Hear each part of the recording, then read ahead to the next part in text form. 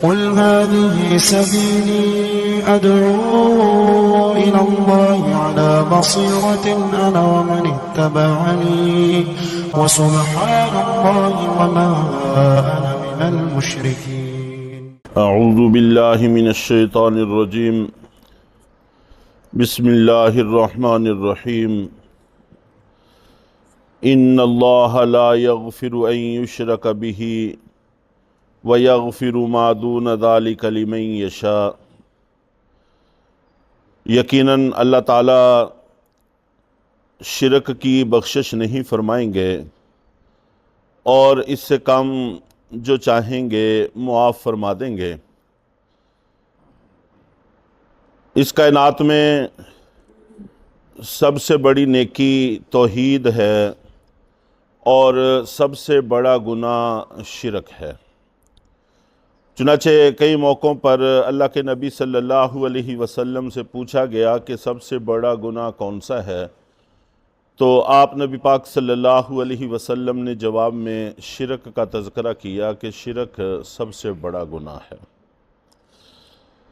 اور شرک کی حقیقت یہ ہے کہ اللہ کی مخلوقات میں سے کسی کے ساتھ ایسی محبت اور عقیدت ہونا کہ انسان اس کو اللہ کے برابر قرار دے دے.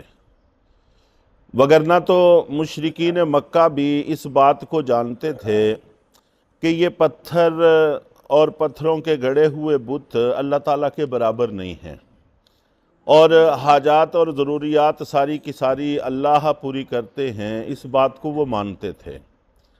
چنانچہ قرآن پاک میں کئی جگہ پر اس بات کا تذکرہ ہے کہ جب کبھی ان سے پوچھا جاتا کہ آسمان و زمین کو کس نے پیدا کیا تو وہ کہتے اللہ نے. ہم سب کو کس نے پیدا کیا، وہ کہتے تھے کہ اللہ نے. تو ان چیزوں کو ماننے کے باوجود وہ کچھ لوگوں کو کے ساتھ محبت اور عقیدت مختلف وجوہ اور اسباب سے اتنی زیادہ رکھتے تھے کہ ان کو عقیدت اور محبت میں اللہ کے برابر کر دیتے تھے. یہ شرک ہے اور ظلم ہے جس کا تذکرہ انشاءاللہ مزید بھی آئے گا اور قرآن پاک میں جگہ جگہ آتا ہی رہتا ہے. حضرت ابو ذر غفاری رضی اللہ تعالی عنہ سے حدیث منقول ہے کہ اللہ کے نبی صلی اللہ علیہ وسلم نے فرمایا کہ یہ بات خود اللہ تعالیٰ فرماتے ہیں کہ قیامت کے دن بندہ اتنے گناہ لے کر آئے کہ ہر سمت اس کے گناہوں سے بھری ہوئی ہے، لیکن اس نے شرک نہیں کیا تو اللہ تعالیٰ اتنی ہی بڑی مغفرت کے ساتھ اس سے پیش آئیں گے. لیکن اگر خدا نہ خواستہ وہ شرک لے کر آئے گا تو پھر کوئی راستہ نجات کا اس کے لیے نہیں ہے. وَمَن يُشْرِكْ بِاللَّهِ فَقَدْ ضَلَّ ضَلَالًا بَعِيدًا. اور جو شخص اللہ کے ساتھ شریک ٹھہراتا ہے سو تحقیق وہ دور کی گمراہی میں مبتلا ہو جاتا ہے. یہاں پر فقد ضل ضلالا بعیدا کے الفاظ ہیں اور سورت کے شروع میں یہی الفاظ تھے وَمَن يُشْرِكْ بِاللَّهِ فَقَدْ افْتَرَى اِثْمًا عَظِيمًا، کہ جو شخص اللہ سے کسی کو شریک ٹھہراتا ہے تو فقد افطرا اثما عظیما، وہ بہت بڑا گناہ گھڑتا ہے. دونوں میں فرق یہ ہے کہ وہاں پر مخاطب یہود و نصارہ تھے، براہ راست یہود و نصارہ مخاطب تھے، اور یہود و نصارہ کو تورات میں انجیل میں توحید کی تعلیم دے دی گئی تھی، وہ اپنی کتاب کی تعلیم سے واقف تھے، اور اس کے باوجود شرک کرتے تھے. تو گویا کہ وہ یہ تاثر دیتے تھے کہ ان کی کتابیں ان کو شرک کی تعلیم دیتی ہیں. ظاہر ہے کہ ایک کتاب کا، ایک فن کا جاننے والا جب غلطی کرتا ہے تو اس کی غلطی سے یہ تاثر ملتا ہے کہ شاید اس نے جو تعلیم حاصل کی ہے اس تعلیم ہی کے اندر یہ سب کچھ موجود ہے. اور حقیقت میں تورات اور انجیل میں توحید تھی، وہاں پر تو شرک سے منع کیا گیا تھا. تو وہ اپنے عمل سے، اپنے تاثر سے یہ بات واضح کرتے تھے کہ ہم جو کچھ کر رہے ہیں یہ تورات کی تعلیم کے مطابق ہے، حالانکہ وہ تعلیم کے خلاف ہونے کی وجہ سے افطرا تھا، من گھڑت بات تھی. تو اس لیے ان کے شرک کو افتراء عظیم سے تعبیر کیا گیا ہے کہ انہوں نے گناہ اپنے پاس سے گھڑ لیا۔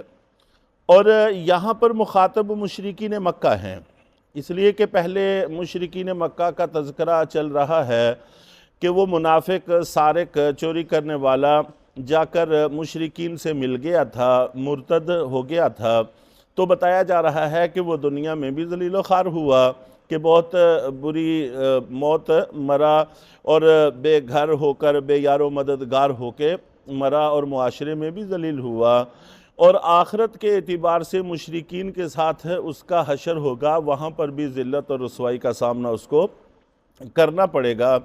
اس لیے مشرکین مکہ کا تذکرہ یہاں پر کیا گیا ہے۔ اور مشرکین مکہ کے پاس ایسی کوئی تعلیم نہیں تھی، آسمانی کوئی کتاب موجود نہیں تھی، اور وہ پتھر کے بت بنا کر ان کو پوجا کرتے تھے، اور اس بات کو تھوڑی سی سمجھ بوجھ رکھنے والا شخص بھی آسانی سے سمجھ سکتا تھا کہ بھلا یہ گھڑے ہوئے پتھر ہمیں کیا فائدہ دے سکتے ہیں، ان سے ہمیں کیا فائدہ پہنچے گا۔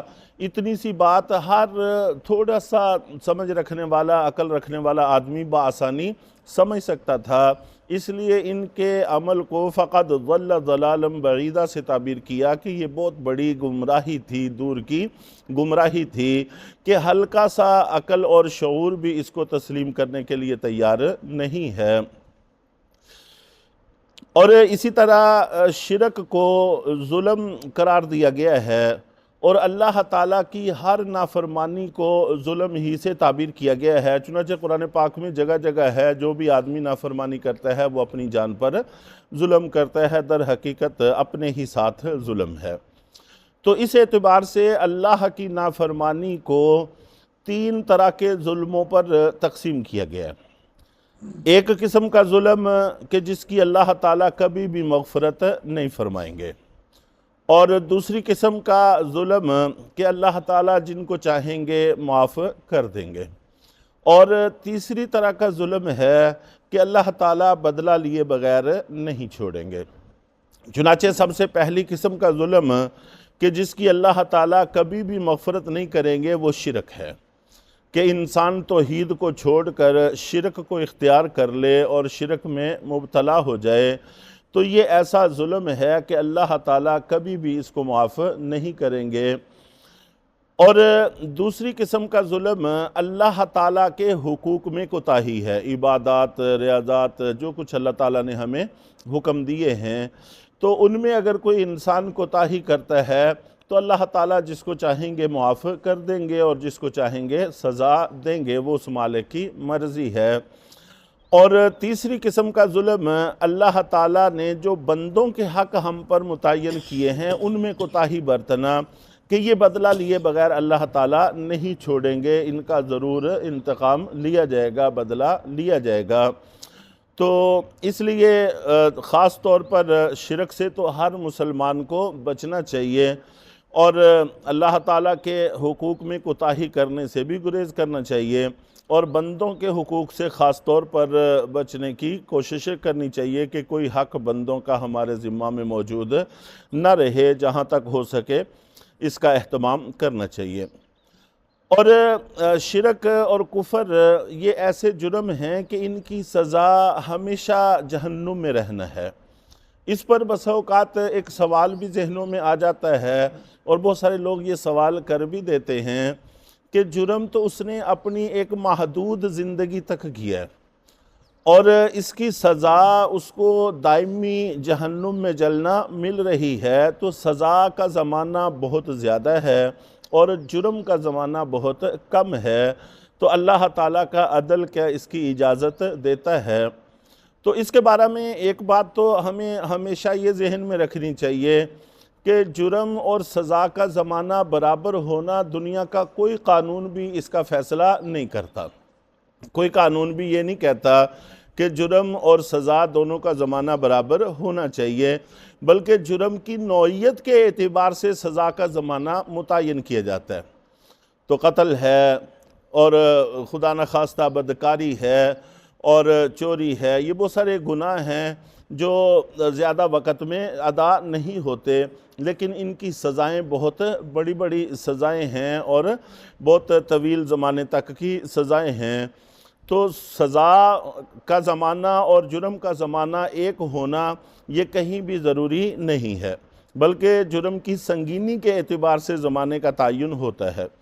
اور دوسری بات یہ ہے کہ جو آدمی کفر اور شرک اختیار کرتا ہے وہ اس کو اپنے اختیار کی حد تک جتنا وقت ملا اس نے اس کو اختیار کیے رکھا۔